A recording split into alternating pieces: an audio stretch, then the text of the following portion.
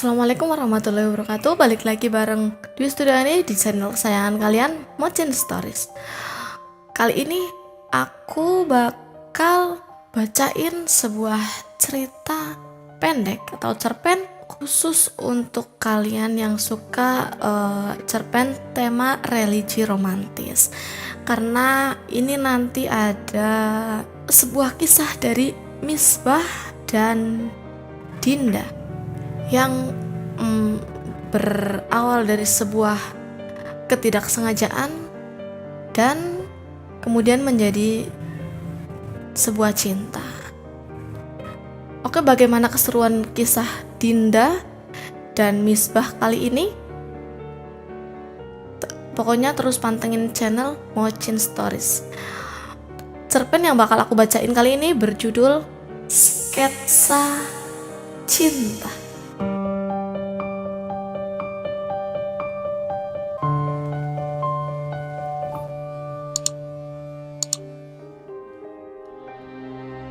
Saat sebuah rasa yang kupetakan padamu melalui sketsa, semoga kau bisa melengkapinya dengan cinta yang indah karenanya. Jiwa terus meraba setiap filantropi yang ada di dalam hati. Merapal doa untuk sang pemilik rasa di tengah keheningan malam yang mencekam.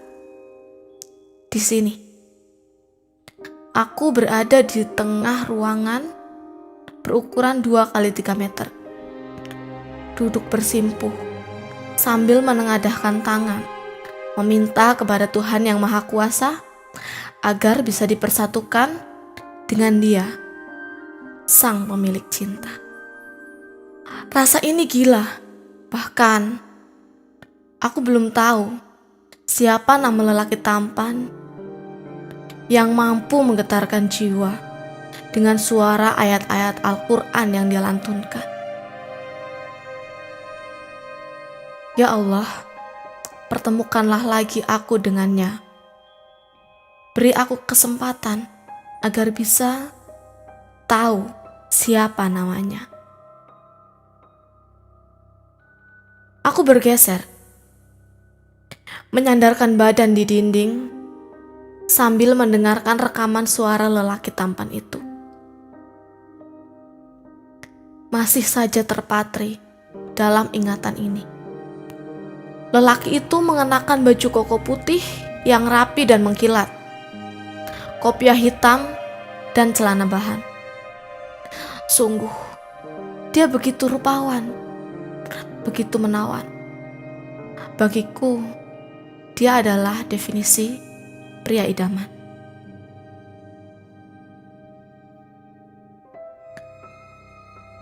Waktu itu, kakiku melangkah pasti menuju tenda biru, tetapi bukan tenda sebuah pernikahan, melainkan tenda pengajian Walimatus Safar Lil Hajj dari teman ibuku. Aku ke sana awalnya untuk mengantar saja, tetapi ibu memaksaku untuk masuk juga. Baru semenit duduk di kursi, sambil memainkan gawai, telingaku teralihkan oleh suara lantunan merdu ayat-ayat Al-Quran. Siapa dia? Aku mencari ke kanan, lalu ke kiri. Di manakah suara itu berasal? Di atas panggung, ternyata terduduk seorang lelaki berparas tampan dengan suara merdu yang tadi aku cari. Ganteng. Ayo, lihatin Kori terus ya, kata ibu tiba-tiba di sebelahku.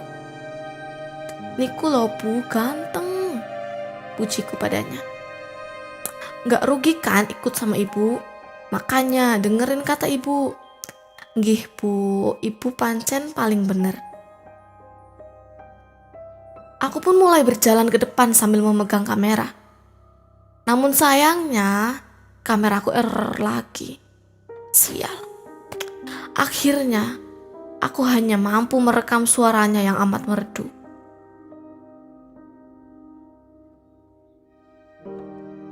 Saat aku masih mendengar si Kori ganteng itu sambil mengingat hal yang terjadi kemarin, tiba-tiba terasa sentuhan lembut di pundakku. Suara ibu pun mengiringi. "Dok, kamu bangun jam berapa?" Aku pun menjawab, "Jam 3, Bu." "Kamu terus sholat? Atau dengerin suara Kori yang kemarin?" "Terus sholat, Bu. Abis sholat baru aku dengerin suara Mas Kori itu yang kemarin, yang ganteng." "Kira-kira Mas Kori itu namanya sinten nggih, Bu?" tanyaku pelan. "Ya ibu ndak tahu lah, coba aja tanya sama Mbak Dela."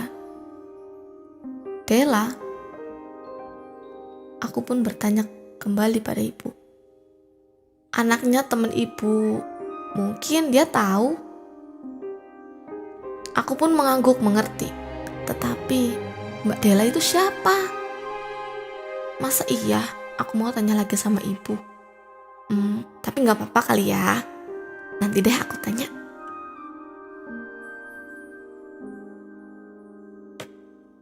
Mentari akhirnya mulai menyinari bagian dunia, membawa kehangatan di tengah dinginnya pagi di sudut kota Semarang ini.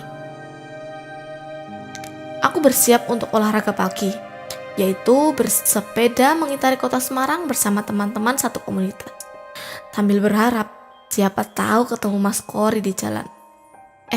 Tapi ngapain juga Mas Kori di sana? "Din, jangan lamun, ntar nabrak loh." Hehe, gak apa-apa sih, asal nabrak cogan aku tuh ikhlas. Dasar Udin, ejek Nindi sambil menoel pipiku. "Woi, gue Dinda ya, bukan Udin," teriakku saat dia mendahului. "Namaku Dinda Purnama." Dinda Purnama menjadi nama yang sulit untuk dipanggil menurutku. Dan sayangnya itu adalah namaku. Mau dipanggil Din, nanti dikira Udin. Kalau dipanggil Nda, udah kayak manggil bunda aja. Emangnya aku udah kayak ibu-ibu apa? Terus kalau dipanggil Pur, bisa-bisa aku dikira pakan ayam lagi. Setelah memutari simpang 5 beberapa kali, aku pun memutuskan untuk pulang. Soalnya masih ada misi yang belum aku selesaikan. Ya, misiku menyelidiki seorang lelaki tampan yang pandai membaca Al-Quran. Untuk kali ini, aku menyebutnya Mas Kori, karena memang aku belum tahu siapa namanya. "Assalamualaikum, Bu," ucapku saat sampai di depan rumah. Tanpa menunggu jawaban, aku langsung masuk mencari keberadaan ibu di rumah. Tanpa menunggu jawaban, aku langsung masuk dan mencari keberadaan ibu di rumah. "Waalaikumsalam, Dinda. Jangan teriak-teriak ya, ibu gak budek." "Hehe, nggih Bu, maaf. Aku sekarang sudah menemukan ibu di dapur."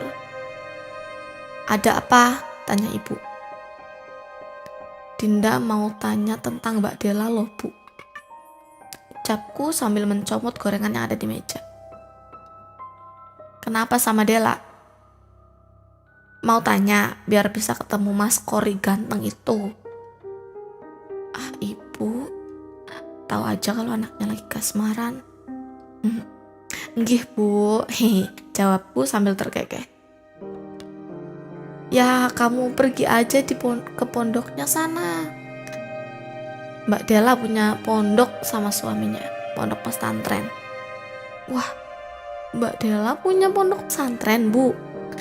Oke, aku mau mandi terus ke sana. Hari ini juga. Pakai kerudung jangan lupa," teriak ibu saat aku tinggalkan. "Nggih, Bu," teriakku juga saat lari ke kamar mandi.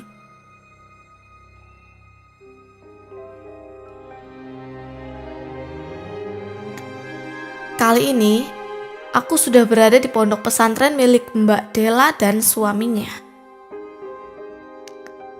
Sempat beberapa kali bertanya, aku pun menjumpai sebuah pesantren yang cukup besar.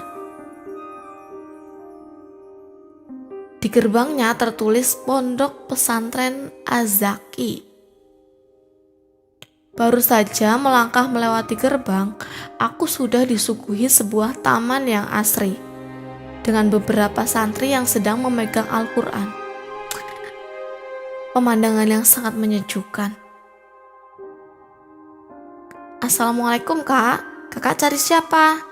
Kayaknya saya baru lihat kakak di sini. Tiba-tiba seorang santri berkerudung merah menghampiriku dan menyapaku. Aku pun menjawab, "Waalaikumsalam, aku mau cari Mbak Dela." "Oh, mau cari Bu Nyai? Monggo, mari saya antarkan ke beliau." Ah, senang sekali rasanya. Baru sampai udah ada aja yang menyambut. Ramah banget pula. Aku dan gadis yang tidak aku ketahui namanya pun berjalan menuju ke sebuah ruangan yang bertuliskan perpustakaan. Apa nggak salah yang punya pondok pesantren ruangannya ada di perpustakaan? Gadis yang ada di sampingku ini mengucap salam dan masuk. Aku pun mengikuti. Seorang perempuan cantik dengan hijab lebar dan gamis yang menjuntai sampai lantai menjawab salam dan tersenyum manis. Lalu dia mengucapkan terima kasih kepada gadis yang mengantarku tadi. "Mbak, namaku Dinda." Aku menjabat tangannya. Kemudian dia merangkul dan membawaku ke sebuah tempat yang bernama taman. "Jadi gimana? Ada perlu apa, Mbak?" tanyanya setelah duduk di kursi. Lalu tangannya mengisyaratkan agar aku duduk di sebelahnya. Aku pun duduk di sebelah Mbak Dela. Duh, Mbak, aku malu. Mau tanya tentang apa? Tentang kewanitaan atau tentang cowok? Dia menjawab seolah sudah sangat paham apa yang aku inginkan. "Ih, kok Mbak Dela tahu sih?" tanyaku. Aku agak malu sebenarnya. Ternyata dia malah sudah tahu apa yang aku akan tanyakan. "Gak apa-apa, udah banyak kok orang yang sini kayak kamu buat nanyain tentang cowok. Kadang juga ada yang curhat sama aku tentang diri mereka. Gak usah canggung ya, gak usah malu juga. Santai aja, santai. Anggap aja teman sendiri, oke?" Walah, pantas aja Mbak Dela tahu. Udah biasa ternyata. Iya Mbak. Beberapa hari lalu pas di Mangkang kan ada pengajian tuh. Mbak datang gak?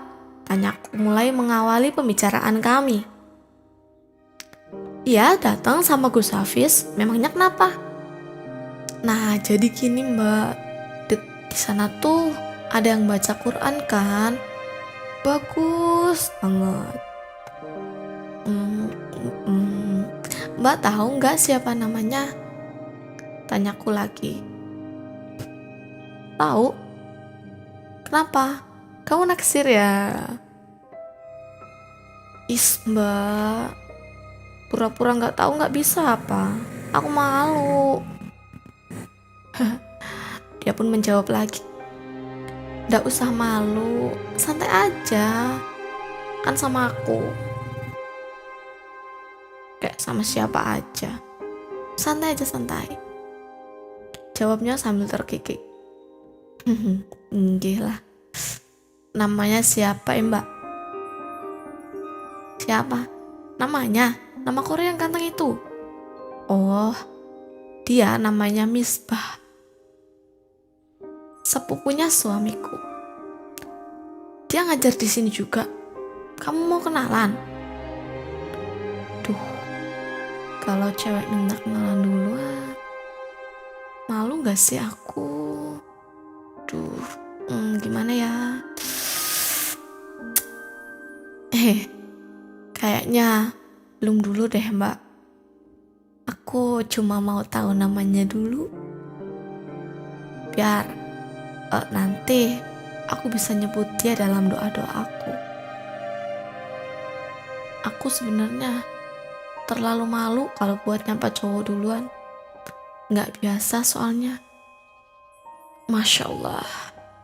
Kalau gitu, nama lengkapnya Misbah Maulana. Meskipun terus berdoa, tapi kamu jangan lupa buat berusaha. Karena doa tanpa usaha itu namanya bohong. Nah, ini kan lagi usaha juga mbak namanya. Tahu namanya dulu gak apa-apa kan? Hihi. Akhirnya kami berdua malah tertawa bersama-sama. Beberapa hari sudah terlewati olehku di pesantren ini, di pesantren Azaki.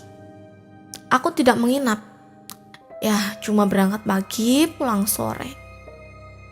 Iseng-iseng jadi tukang sapu halaman di pesantren Azaki sambil memperhatikan Mas Misbah mengajar. Sementara pekerjaan aku garap nanti malam. Begitu seterusnya, begitu setiap hari di beberapa hari terakhir ini. Aku dan Mbak Della sekarang sudah duduk di tempat yang sama seperti beberapa waktu lalu dan mulai mengobrol tentang Mas Misbah dan masa lalunya. Lelaki itu ternyata berusia 29 tahun. Cocok lah ya sama aku yang usianya 25 tahun. Mbak Din, gimana kalau kamu ngajar di sini juga? Tanya Mbak Della di sela obrolan kami. Emangnya boleh? Ya boleh lah, tapi bayarannya nggak banyak mbak. Gak usah dibayar deh mbak. Cukup jodohkan aku sama Mas Misbah. Hei, pintaku. Itu mah gampang. Misbah doang kan? Gampang, santai aja santai. Jawab Mbak Della sambil mengacungkan jari jempolnya. Refleks, aku langsung memeluk calon kakak sepupuku ini. Lalu berucap, makasih ya mbak, makasih banget. Iya, jawabnya lemah lembut.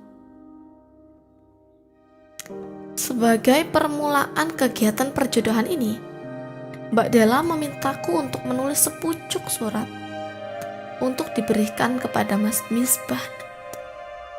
Tapi aku harus nulis apa? Aku kan gak pintar nulis. Mbak Della mengajakku ke perpustakaan agar aku bisa berpikir tenang sambil menulis surat di sana. Aku pun mengikuti dengan senang hati. Aku menyisir sekeliling. Di sini sangat tenang, tanpa ada gangguan dari manapun. Saking tenangnya, bahkan suara napasku pun terdengar. Kamu duduk di sini dan tulis. Aku mau ngajar dulu. 2 jam lagi aku kembali dan usahakan sudah siap surat yang kamu tulis. Oke? Mbak Della menyodorkan sebuah buku catatan dan pulpen padaku. Kemudian berlalu pergi setelah mengucap salam. Aku hanya mengangguk dan menuruti perkataan sang pemilik pesantren. Aku mulai menulis kata demi kata.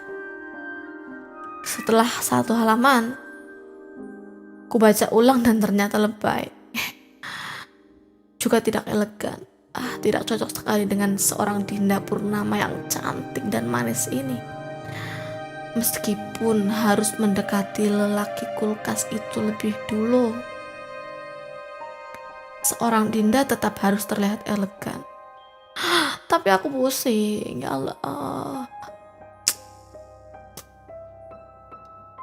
Akhirnya, aku memutuskan untuk membaca buku berjudul Kala Cinta dalam Momennya, yang sedang seperti dibaca oleh santriwati di sebelahku. Dia membacanya sambil tersenyum bersemi. Aku kan jadi ikut penasaran pengen baca buku itu juga. Mungkin di sana ada kata-kata manis yang bisa aku jadikan referensi untuk menulis surat. Oke, gas. Ternyata benar. Ungkapan-ungkapan penulis buku ini sangat menyentuh dan mampu membuatku luluh. Baiklah, aku akan mencoba ciptakan diksiku sendiri untuk Mas Misbah Maulana.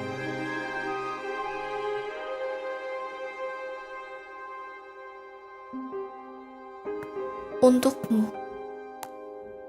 yang membuatku jatuh cinta dalam hitungan detik saja. Misbah Maulana. Aku mencintaimu sejak pertama kali mendengar suaramu.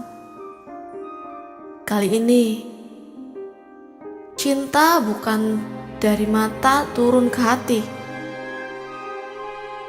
melainkan dari telinga lalu menguasai jiwa. Jiwaku terbawa olehmu bersama cinta yang menghiasi bagai sketsa yang belum sempurna. Sebuah rasa yang aku petakan padamu melalui sketsa. Semoga bisa kau selesaikan menjadi cinta yang indah karenanya. Tak perlu dibalas dengan surat. Jika kau menerimaku, cukup nikahi aku, meski dengan mahar 2 kalimat syahadat. Tertanda Dinda Purnama. Sedikit surat itu kutulis di selembar catatan milik Mbak Della. Tepian suratnya aku hiasi dengan gambar-gambar sketsa tentang cinta. Aku tidak pandai mengolah kata, tetapi aku jagonya membuat sketsa, termasuk sketsa wajah tampan Mas Misbah.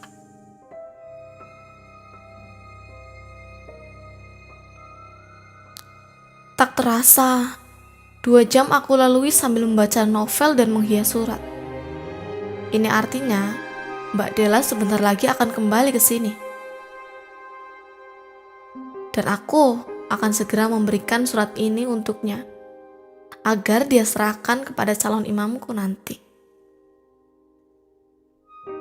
Benar saja, baru beberapa detik berprasangka, suara salam dari perempuan itu terdengar dan dia pun menghampiriku.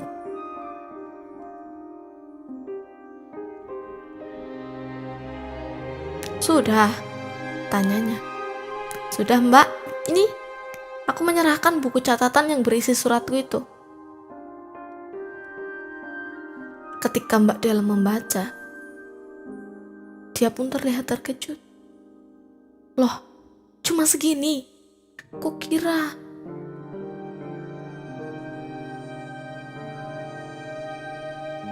Kukira 2 jam terlewat, kamu bakal menuhin buku catatan ini. Tapi ini loh selembar gak ada. Mbak, tolonglah. Aku gak sehebat itu dalam merangkai kata. Bahkan ketika aku bicara saja, aku perlu merangkainya terlebih dahulu agar tidak menyakiti orang yang aku ajak bicara, juga agar enak didengar tentunya. Yowis, nanti aku berikan ini ke Gus Hafiz biar dia sampaikan ke Misbah. Kenapa enggak sekarang aja? Sahutku cepat.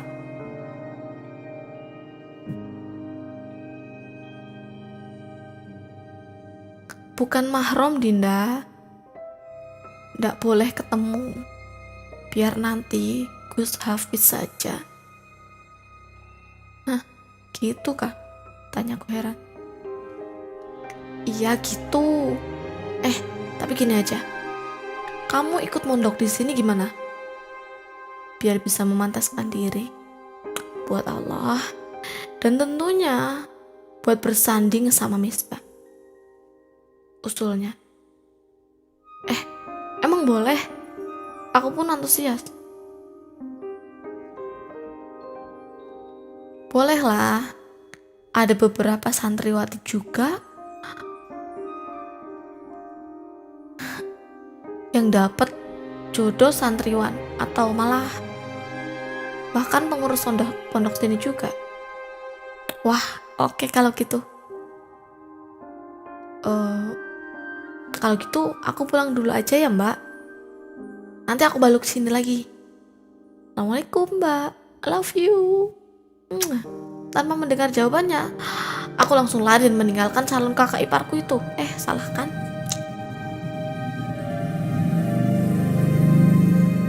Tanpa mendengar jawabannya, aku langsung lari meninggalkan calon kakak sepupuku itu. Aduh. Baru saja keluar dari perpustakaan, aku menabrak seseorang. Oh my god. Calon suami, bukan, Mas Misbah. Maaf mas, aku ndak sengaja. Ucapku terbata-bata. Namun makhluk kurus dan tinggi di depanku hanya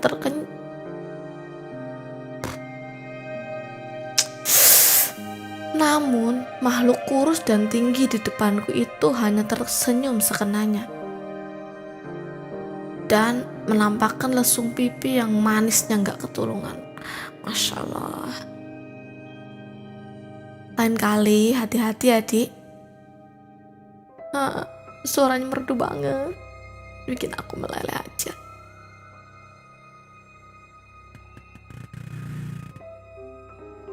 Matanya dijaga dek. Saya duluan.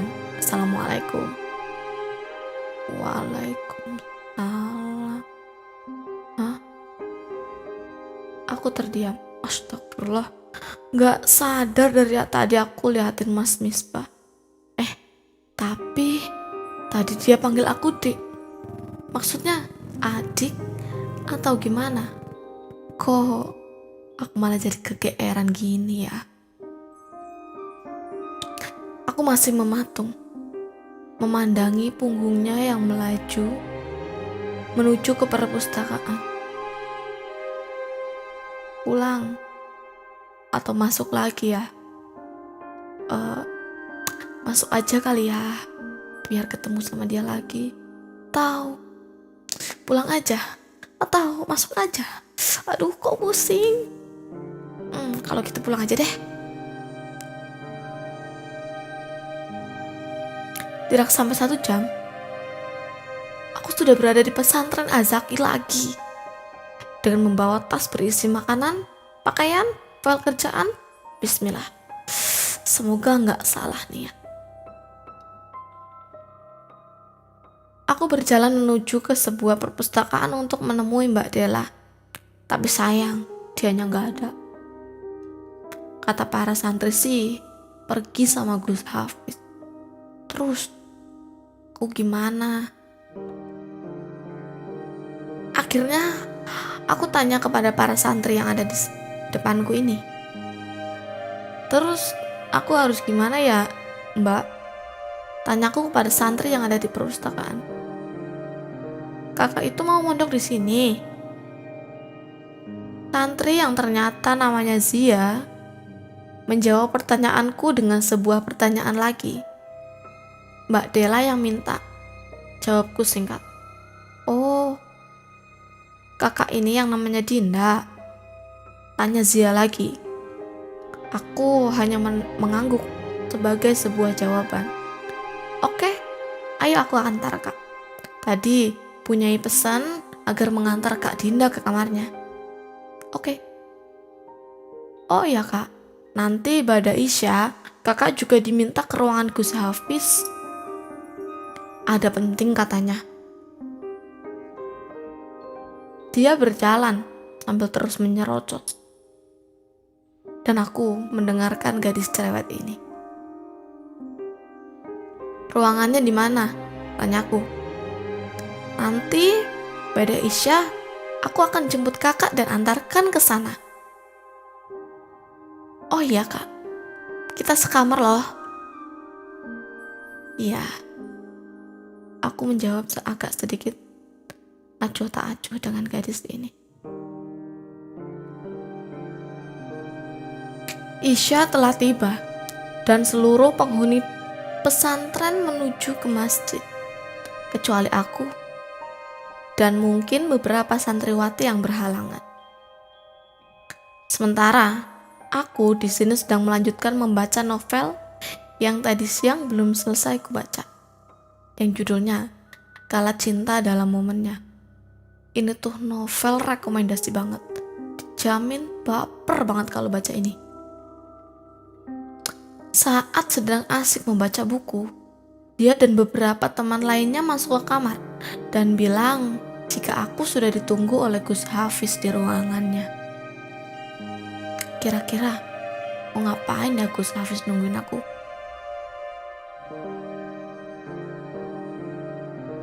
Sesampai di depan ruangan Gus Hafiz, salam ku ucap di ambang pintu. Saat pintu itu terbuka dan jawaban salam mengiringi, aku sedikit terkejut melihat lelaki yang selalu aku sebut namanya dalam doa sedang berada di sana dan duduk santai bersama Gus Hafiz. Ada Mbak Della juga.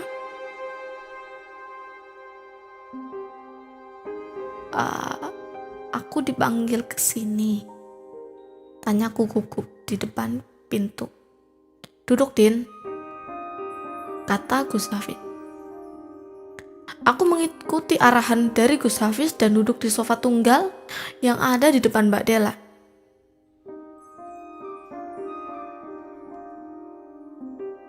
Kamu suka sama Misbah? Tanya Gus Hafiz tanpa basa-basi. Aku hanya terdiam. Belum ingin menjawab. Sayang, jangan gitu. Dinda itu kan gak kayak aku. Kamu mah mau main todong aja. Kasihan dia tuh, malu. Mbak Della menabok punggung tangan sang suami. Ya, benar. Aku sangat malu diperlakukan seperti itu. Main tanya-tanya aja tanpa basa-basi. Gus Hafiz emang semenyebalkan ini apa gimana sih?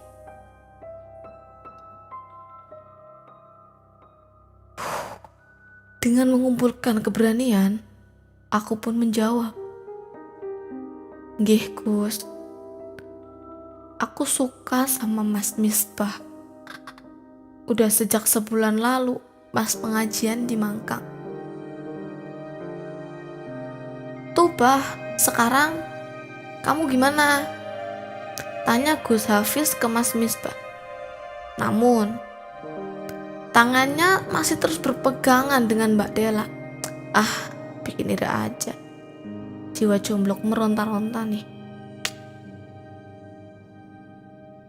Misbah tahu itu, Mas.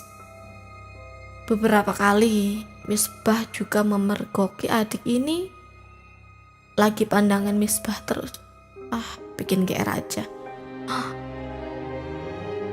Wah, dia tahu. Jadi dia beneran panggil aku adik. Tapi adik yang bagaimana dulu nih? Jangan-jangan Woi Dinda, mata tuh jaga. Maaf Gus, hilaf. Nunduk, titah Gus Hafiz lagi. Aku pun menunduk. Jadi gimana?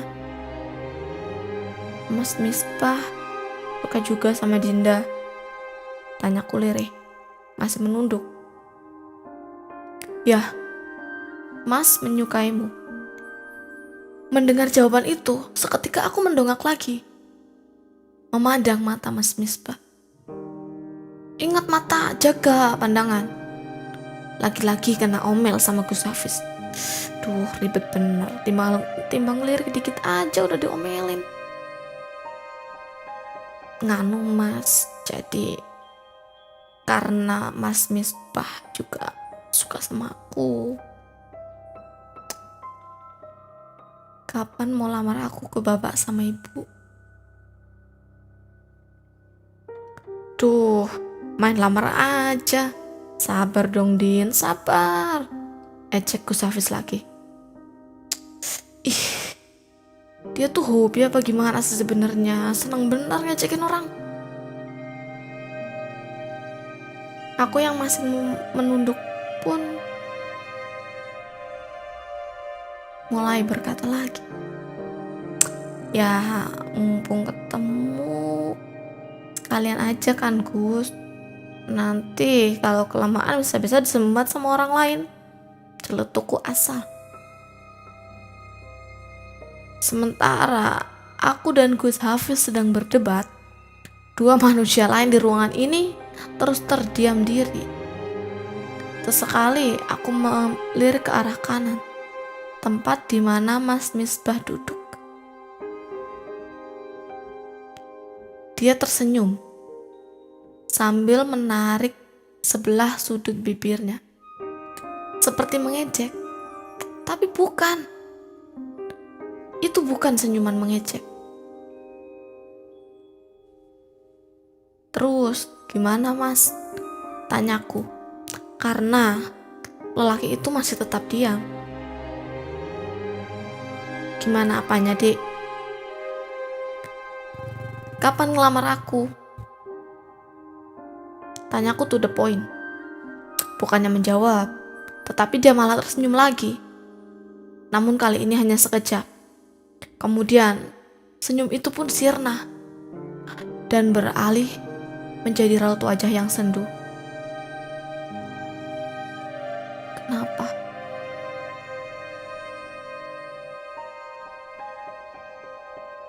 Setelah beberapa lama terdiam, lelaki itu pun menjawab, Mas akui, Mas memang suka sama kamu. Sejak kamu beberapa kali mencuri pandang ke arah Mas. Lantas, kali ini Mbak Della yang bersuara. Dia seolah sangat tidak sabar.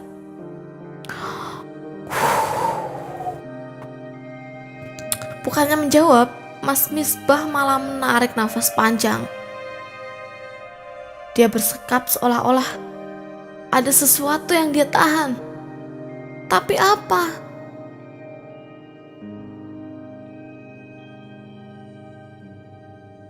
Mas Hafiz, udah dikasih tahu belum sama ibuku? Mas Misbah malah mengalihkan pembicaraan dengan menanyakan ibunya. Dia tuh gimana sih? Kok nyebelinnya mulai kelihatan?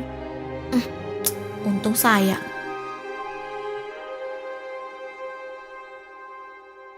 Malah bulet. Kok iki piye to, Bah? Ceritanya itu panjang. Apa harus aku ceritain? Ya harus. Ucapku, Mbak Della dan suaminya secara bersamaan. Lelaki itu mencebik. Dih, kompak bener.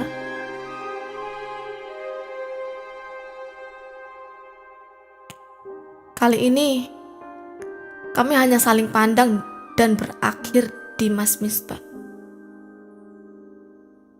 Mata kami memandangi lelaki itu dan meminta penjelasan dari ceritanya. Oke. Jadi gini.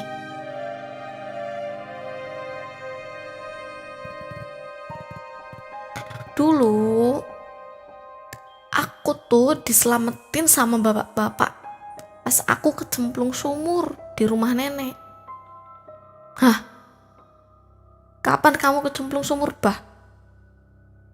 Tanya Gus Hafiz saat Mas Misbah baru mengawali ceritanya. Mas, Misbah baru aja cerita sedikit udah main potong-potong aja. Keluh lelaki yang kelak jadi imamku ini. Oke, lanjutin deh. Nah, pas itu aku trauma sama sumur dan air. Bahkan sampai sekarang aku agak was-was kalau ada sumur yang pakai timba. Ih, apa nggak bisa langsung masuk ke intinya aja, Mas? Tanyaku gregetan. Nggak bisa, Dik. Kan biar adik nanti tahu sebelum nanti Mas jawab. Ya udah deh, lanjutin, Mas. Dia pun mulai melanjutkan ceritanya. Nah, sejak kejadian tercemplungnya seorang Misbah ke dalam sumur 15 tahun yang lalu, orang tua Misbah jadi utang budi sama bapak-bapak itu. Dan beberapa minggu yang lalu, bapak-bapak itu minta dibalas budinya. Loh kok gitu? Nolongin kok nggak ikhlas bener? Celetuk Mbak Della memotong pembicaraan dan cerita yang diucapkan oleh Mas Misbah. Iya tuh bener. Masa nolongin orang gak ikhlas pakai minta dibalas budinya segala? Aku pun menimpali. Gak usah emosi dulu. Lanjut gak nih ceritanya? Lanjut, Mas, cepetan. Ceritanya jangan pelan-pelan gitu dong. Aku mulai protes. Dan bapak-bapak yang tadi minta aku menikahi anaknya. Mataku membulat. Pandanganku kini menuju ke arah Mas Misbah yang tengah menunduk lesu. Tolak aja, Mas, tergahku sebelum dia melanjutkan cerita. Pengennya sih gitu, Dek. Tapi sayangnya Mas udah terima beberapa hari lalu sebelum kamu kesini. Harusnya tuh kamu tuh lebih cepet kesininya. Jadi Mas kan bisa tolak tuh permintaan. Mas, tiba-tiba dadaku terasa sesak. Mataku pun mulai berkunang-kunang. Dan penglihatan mulai kabur. Aku jatuh.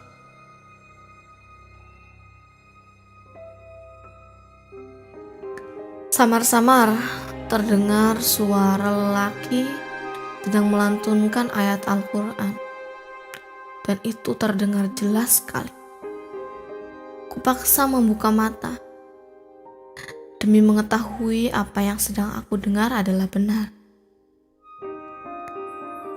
Saat mataku terbuka, ternyata memang Mas Misbah yang sedang duduk di lantai dan bertiup lawah. Untukku kah? Mas Misbah, ucapku lirik. Sepertinya dia tidak mendengar atau sengaja ingin menyelesaikan surah yang sedang dia baca. Aku menunggu. Mataku menyisir seluruh ruangan. Sepertinya ini di ruang kesehatan pesantren.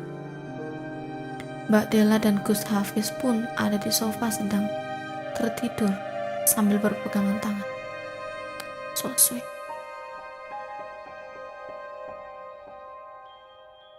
Dek, udah sadar? Mas Misbah kini sudah ada di sampingku. Saat aku menoleh pada. Iya, Mas. Mas bangunkan Gus Hafiz sama Mbak Della ya. Gak usah. Aku mau dengar lanjutan cerita semalam, pintaku. Intinya, Mas cinta dan suka sama adik. Ya, tapi mau gimana lagi? Mas udah nerima perjodohan itu. Juga bulan depan udah mau akad. Mas bingung, Dek. Air mata lelaki di sebelah kiriku mulai menetes.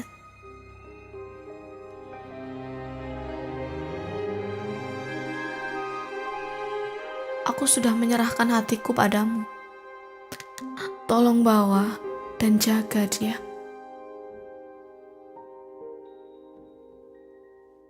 Pasti, Dik. Jika mungkin nanti aku dilahirkan kembali, aku akan langsung mencarimu.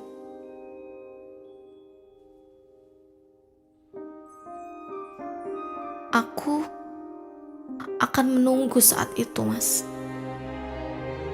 Sebelumnya, aku punya satu permintaan dan harus kamu wujudkan. Apa itu? Tanyanya. Jadilah imamku untuk sholat subuh pagi ini saja. Lelaki berambut cepak itu pun tersenyum dan mengangguk.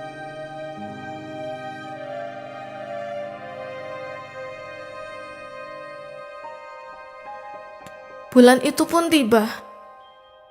Bulan Maulid Nabi Muhammad SAW. Sekaligus bulan pernikahan Mas Misbah dengan calon istrinya. Aku pun duduk berada di antara tamu undangan dan saksi. Menyakitkan memang saat melihat lelaki yang disayang dan dicintai harus mengucapkan ijab kabul, tapi atas nama perempuan lain. Namun, ini memang takdir.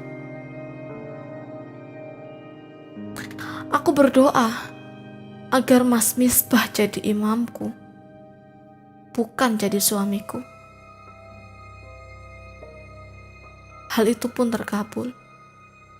Jadi, ini salahku, bukan salah Tuhanku. Karena memang maha benar dari segala kebenaran.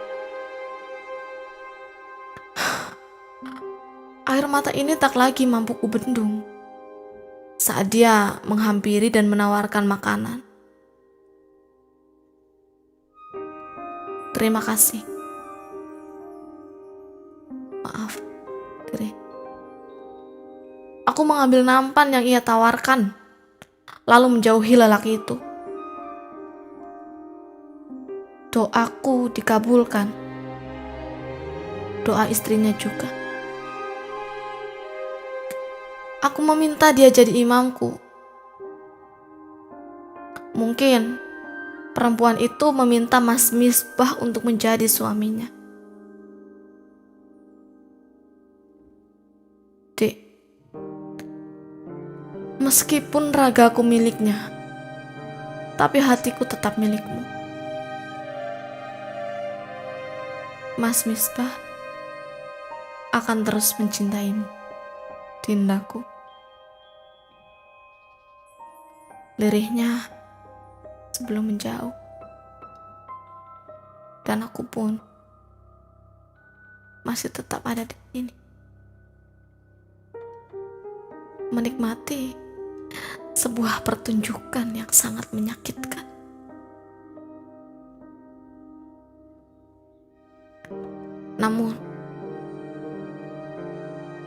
Namun, kenyataan memang tak selamanya sesuai dengan ekspektasi. Harapan pun tak selamanya sesuai dengan takdir yang dijalankan.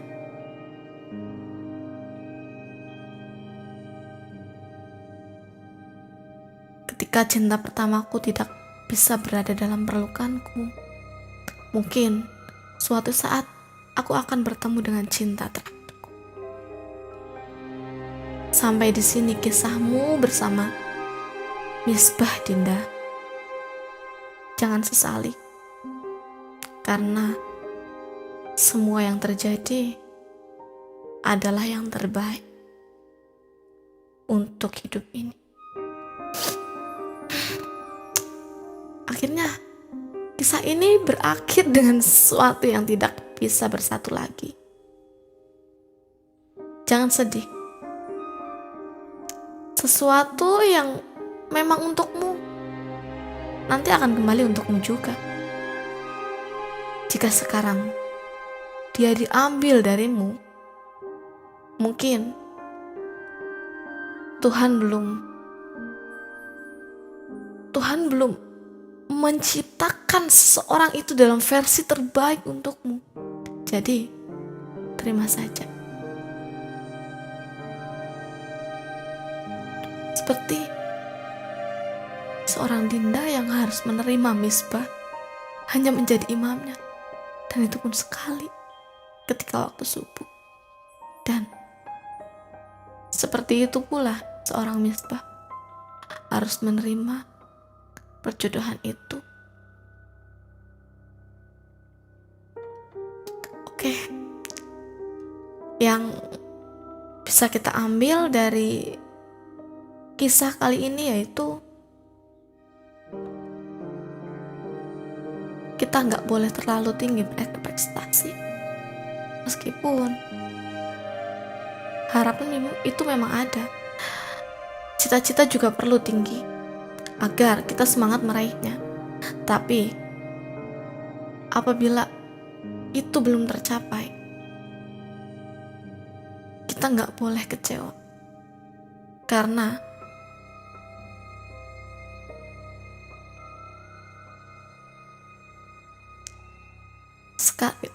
sekali lagi, jangan gantungkan harapan kepada orang maupun sesuatu yang lain. Sebab ketika harapan itu tidak terjadi, mungkin kecewanya akan teramat sangat. Maka gantungkanlah sebuah harapan hanya kepada Tuhan yang Maha Esa, agar misal nanti harapan itu tidak terjadi, kamu atau kita bisa ikhlas menerimanya, karena sesuatu yang terjadi memang harusnya adalah yang terbaik untuk saat ini.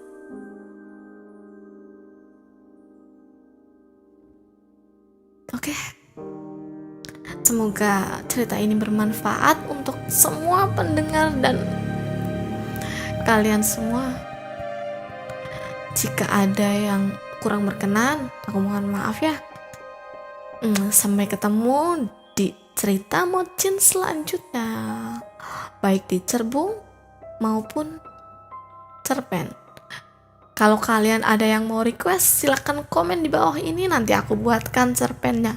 Atau mungkin kalian bosen sama set ending terus, oke, besok aku akan buatkan versi yang lain yang happy ending. Oke. Aku tunggu usul-usul dan ide menarik kalian untuk dijadikan cerpen dan cerita selanjutnya di kolom komentar. Terima kasih udah mau dengerin sampai sini. Sampai bertemu di video selanjutnya. Assalamualaikum warahmatullahi wabarakatuh.